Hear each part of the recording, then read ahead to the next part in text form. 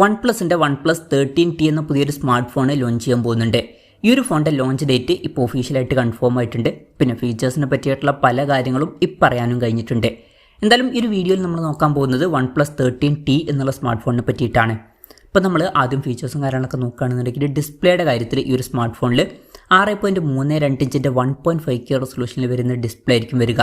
OLED പാനലും കാര്യങ്ങളൊക്കെ ഇതിൽ വരുന്നതായിരിക്കും. അപ്പം ശ്രദ്ധിക്കേണ്ട കാര്യം ഈ ഒരു ഫോണിൽ 6.32 ഇഞ്ചിൻ്റെ ഡിസ്പ്ലേ സൈസേ വരാൻ സാധ്യതയുള്ളൂ. അപ്പം കമ്പാരിറ്റീവ്ലി ഒരു കോമ്പാക്ട് ഡിസ്പ്ലേ സൈസ് ആയിരിക്കും ഇതിൽ വരിക.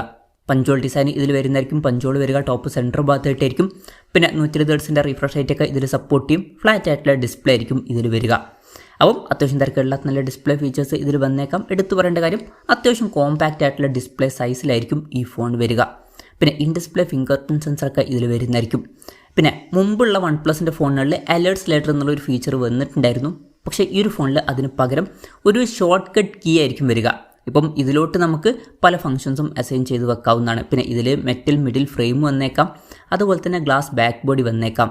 ഈ ഒരു ഫോണിൻ്റെ ബ്ലാക്ക്, ഗ്രേ, പിങ്ക് എന്നീ കളർ വേരിയൻസ് ലോഞ്ച് ചെയ്യുന്നതായിരിക്കും. ഇനി പ്രോസസ്സറിൻ്റെ കാര്യത്തിലോട്ട് വരികയാണെന്നുണ്ടെങ്കിൽ സ്നാപ്ഡ്രാഗൺ 8 Elite എന്നുള്ള പ്രോസസ്സറുമായിട്ടായിരിക്കും ഈ ഒരു സ്മാർട്ട് ഫോൺ വരിക. ഈ ഒരു പ്രോസസ്സർ എന്ന് പറയുന്നത് സ്നാപ്ഡ്രാഗണിൻ്റെ ഏറ്റവും ലേറ്റസ്റ്റ് ആയിട്ടുള്ള ഫ്ലാഗ്ഷിപ്പ് പ്രോസസ്സറാണ്. അപ്പം ബെസ്റ്റ് ആയിട്ടുള്ള ഒരു പെർഫോമൻസ് ഇതിൽ നമുക്ക് ലഭിക്കുന്നതായിരിക്കും. 5G സപ്പോർട്ടും കാര്യങ്ങളൊക്കെ ഇതിൽ വരും. പിന്നെ ഈ ഒരു ഫോണിൽ 16 GB റാം വരെയും 512 GB ഇൻറ്റേർണൽ വരെയും വരുന്നതായിരിക്കും. LPDDR5Xൻ്റെ റാമും UFS 4.0 സ്റ്റോറേജ് ടൈപ്പും കാര്യങ്ങളൊക്കെ ഇതിൽ വരുന്നതായിരിക്കും.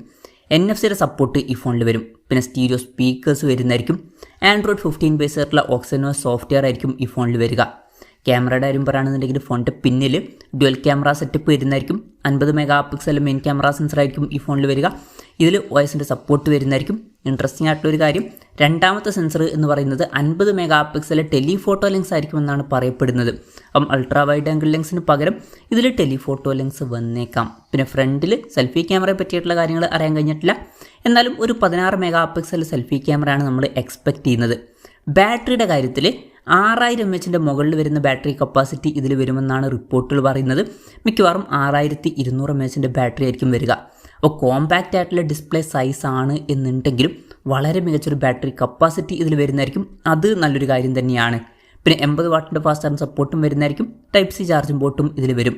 വയർലെസ് ചാർജിങ് സപ്പോർട്ട് ഇതിൽ വന്നോളണം എന്നില്ല. എന്തായാലും നല്ലൊരു ബാറ്ററി സെറ്റപ്പ് ഇതിൽ വരുന്നതായിരിക്കും. അപ്പം ഇതൊക്കെയാണ് മൊത്തത്തിൽ ഫീച്ചേഴ്സിനെ പറ്റി പറയാനുള്ള കാര്യങ്ങൾ. ഇനി ലോഞ്ച് ഡേറ്റിൻ്റെ കാര്യം പറയുകയാണെന്നുണ്ടെങ്കിൽ April 24-നാണ് ഈ സ്മാർട്ട് ഫോൺ ലോഞ്ച് ചെയ്യാൻ പോകുന്നത്. ആ ഒരു ദിവസം ഇന്ത്യൻ മാർക്കറ്റിൽ ഈ സ്മാർട്ട് ഫോൺ ലോഞ്ച് ചെയ്യില്ല. ആ ഒരു ദിവസം ചൈനീസ് മാർക്കറ്റിലായിരിക്കും ഈ ഫോൺ ലോഞ്ച് ചെയ്യുക. ഇനി ഇന്ത്യയിൽ ലോഞ്ച് ചെയ്യുമെന്ന് വെച്ചാൽ ചിലപ്പം ലോഞ്ച് ചെയ്തേക്കാം. പക്ഷേ അതിനെ പറ്റിയിട്ടുള്ള ന്യൂസുകളൊന്നും ഇപ്പം പുറത്ത് വന്നിട്ടില്ല. അതിനെ പറ്റിയിട്ടുള്ള എന്തെങ്കിലുമൊക്കെ ന്യൂസുകൾ വരികയാണെന്നുണ്ടെങ്കിൽ അതിനെ പറ്റിയിട്ടുള്ള വീഡിയോസൊക്കെ നമ്മൾ ചെയ്യുന്നതായിരിക്കും.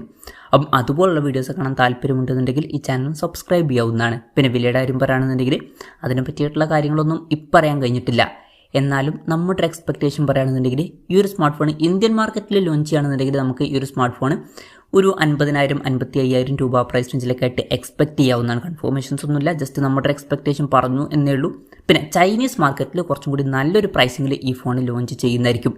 എന്തായാലും OnePlus-ൻ്റെ 13T 5G എന്ന പുതിയൊരു സ്മാർട്ട് ഫോൺ ലോഞ്ച് ചെയ്യാൻ പോകുന്നുണ്ട്. ഈ ഒരു ഫോണിനെ പറ്റിയിട്ടുള്ള നിങ്ങളുടെ അഭിപ്രായം ജസ്റ്റ് ഒന്ന് കമൻറ്റ് ചെയ്യുക. അതുപോലെ തന്നെ ഈ ഒരു സ്മാർട്ട് ഫോൺ ഇന്ത്യൻ മാർക്കറ്റിൽ നിങ്ങൾ ഏത് പ്രൈസിങ്ങിലാണ് എക്സ്പെക്റ്റ് ചെയ്യുന്നത് എന്നുള്ള കാര്യം കൂടി ജസ്റ്റ് ഒന്ന് കമൻറ്റ് ചെയ്യുക.